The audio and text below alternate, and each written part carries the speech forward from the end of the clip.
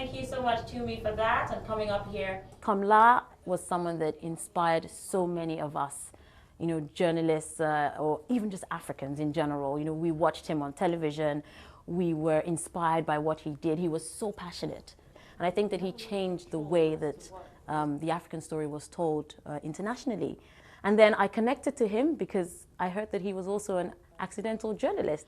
The bustling city of Lagos is fast expanding.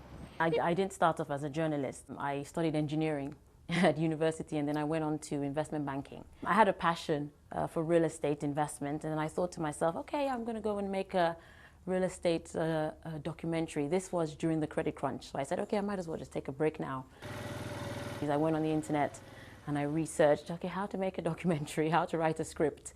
Obviously, I was coming from the banking world, so I knew CNBC well.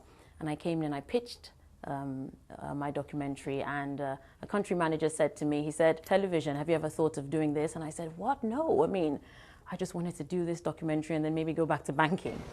Let's go back to that picture you had in your head at the start of the show. I hated the way the international community, saw Africa, the perception of Africa, which is changing but hasn't completely changed.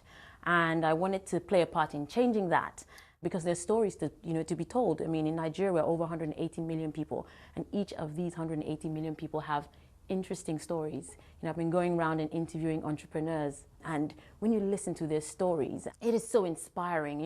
When you sit down with these people and you see the challenges that they go through on a day-to-day basis. Over the next few months, I am looking forward to the opportunity to learn. I've told the news here in Africa, and I've read African stories, and I've focused a lot on Africa. This time I'll be able to look at news from a global perspective and see how news is told and how news is done globally.